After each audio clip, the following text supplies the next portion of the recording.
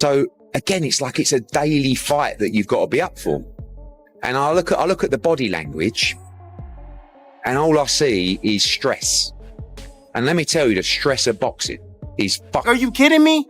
Come on, man. That's shameful, bro. That's shameful. 1, 2. You got.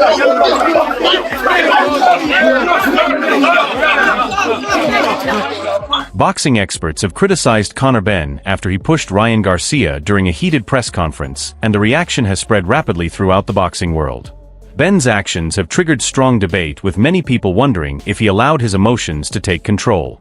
As the tension continues to grow and personal shots are exchanged, this rivalry is becoming one of the most talked about stories in boxing and is getting harder to ignore. Can't take the piss, but you can push me on like if I say something that you don't think makes sense, I think it would be good for you to go, yeah, but hang on a minute. Even Eddie Hearn seemed uneasy with how intense the situation had become.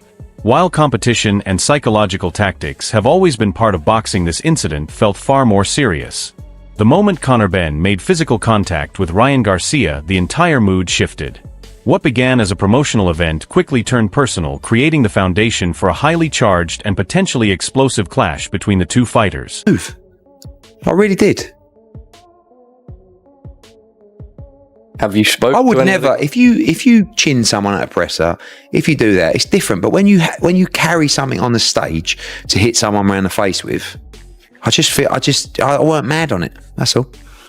But it does sell the fight. Yeah, and it's an absolutely the fight's going to sell anyway. Simon Jordan points out that boxing has always been filled with intense and controversial moments where fighters often push boundaries during the build-up to major events. Referring to past incidents and dramatic press conference confrontations, he argues that this type of behavior is nothing unusual in the sport. At the same time, it highlights how these situations continue to make the line between promotion and disrespect increasingly difficult to separate. An egg on his face. I mean, how many times have we seen boxers do things that they shouldn't do? You know, we saw Derek Chisora spit on Vitaly Klitschko. We didn't need that. I'm not offended by it. We don't need Tyson thrown up there. Tyson and his costumes. Yeah, we see Tyson Fury's dad headbutt the smallest Ukrainian he could find. You know, we're in this territory. But we called that out. Yeah, should we not call this out?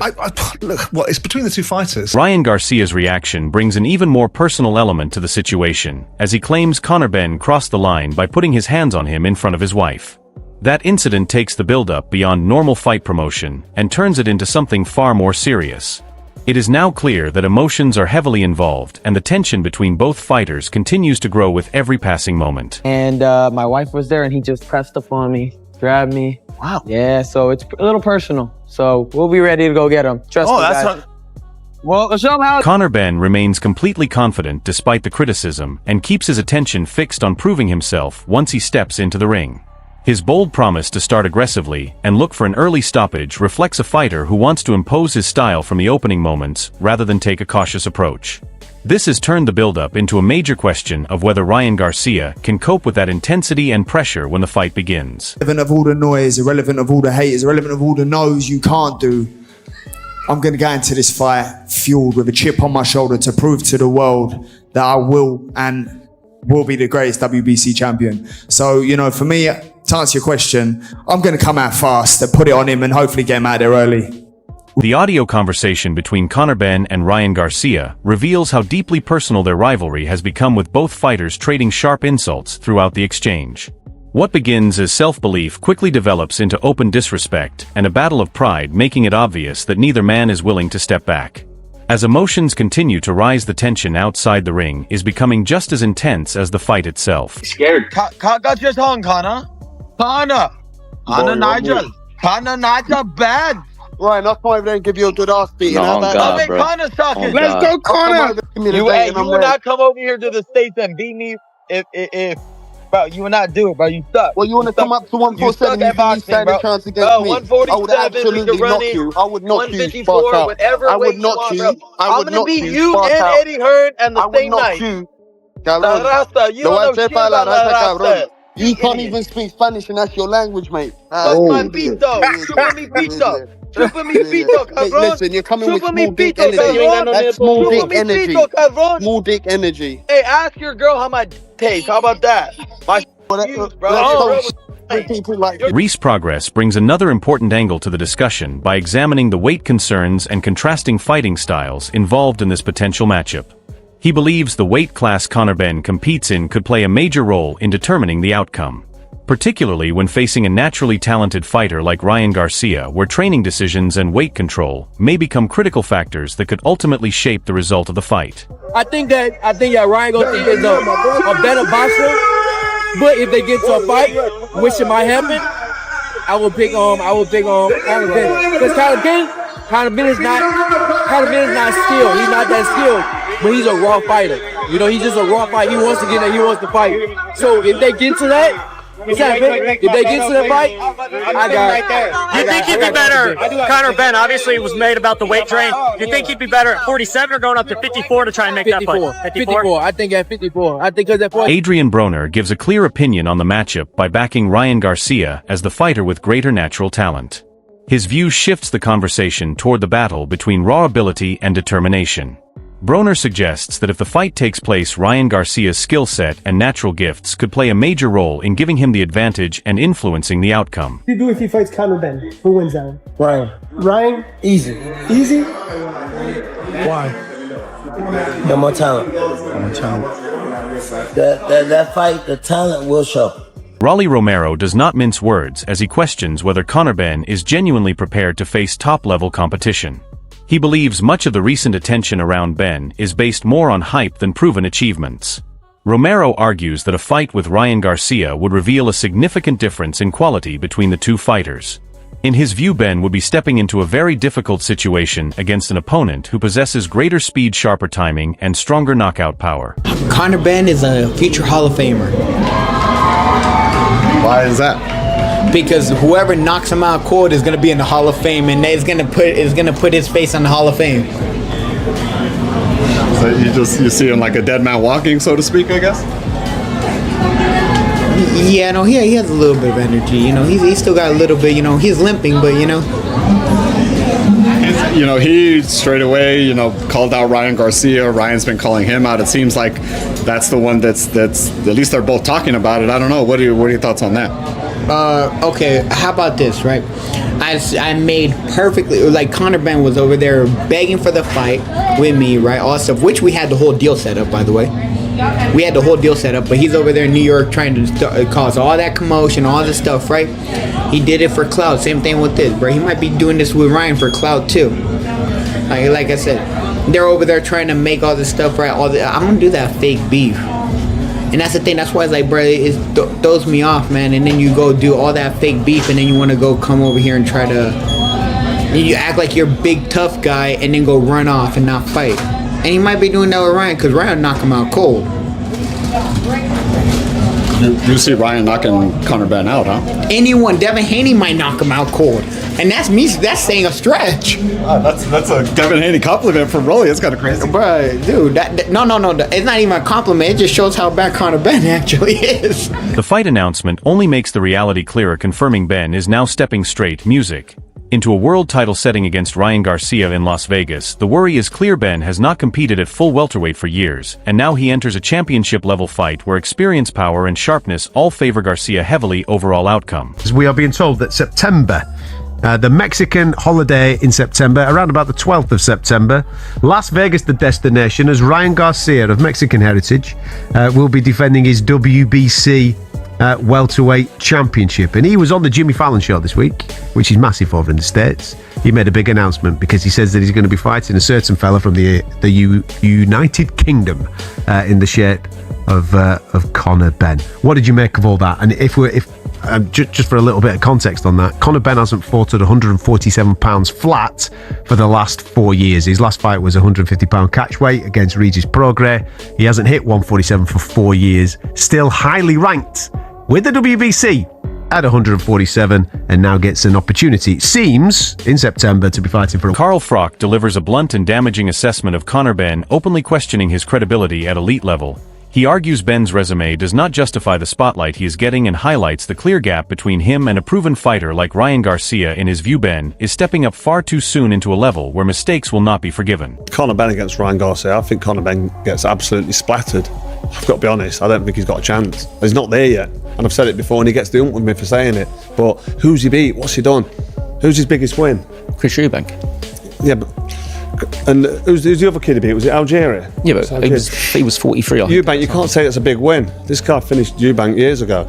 And Wade Plemons makes it clear that this is not just a regular fight announcement, but a major global boxing event officially confirming Ryan Garcia versus Conor Benn in Las Vegas. The size of the promotion shows how far this rivalry has grown, with both fighters now under huge world stage spotlight, where the pressure is at its peak. Benn is entering a very different setting, stepping into a championship-level atmosphere against a proven fighter like Garcia. The announcement also shows how fast this matchup has moved from speculation and tension into a fully confirmed high-risk showdown.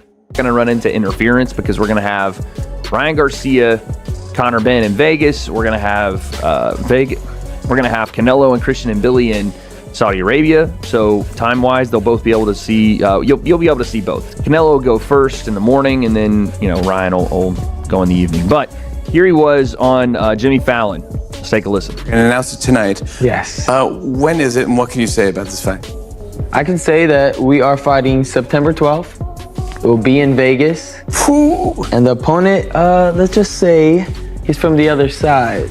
Yeah, so he obviously means across the pond. Are you going to fight He's across the pond, I'm sorry. Yeah.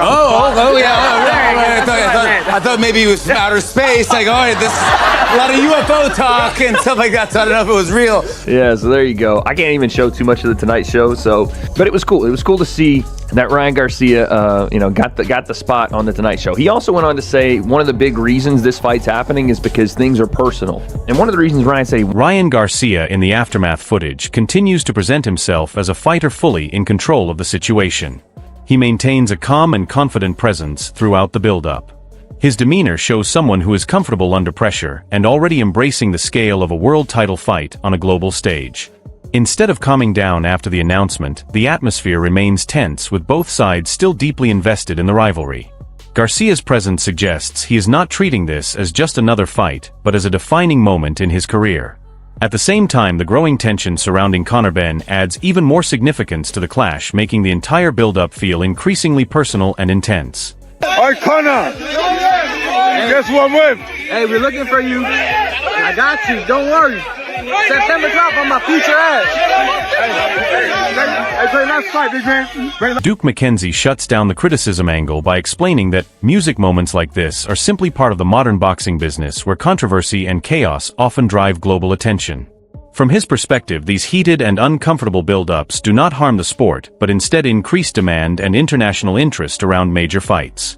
However, underneath the business explanation, the reality is far more serious for Conor Benn, who is now stepping into a high-pressure environment where reputation means nothing once the bell rings. Every action in this build-up only raises expectations, music, and scrutiny around him.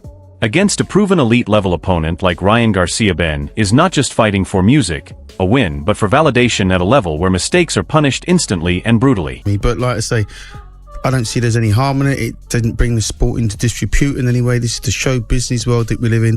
There's the fight game, and then there's the fight business. And from the business perspective, that's probably just sold another 1 million tickets worldwide to people to watch this fight because they're going to watch it. The way Plemons breaks it down highlights how fast things are escalating between Conor Benn and Ryan Garcia, especially after the face-off nearly turned physical. He points out that while pushing and shoving is often accepted during boxing promotion, slapping is seen as crossing a serious line and instantly raises safety concerns. That brief moment alone shows how quickly control can break down when emotions run high in a tense build-up like this, with both fighters already showing hostility and neither willing to step back. Every interaction now feels even more dangerous. I don't mind fighters pushing and shoving. Probably shouldn't be slapping each other at the face-off. Security did a pretty good job of corralling it while they could, but I thought it was just Dave Coldwell delivers a final reality check on how far this rivalry has escalated. He explains that any physical contact at a press conference immediately raises the stakes beyond normal fight promotion.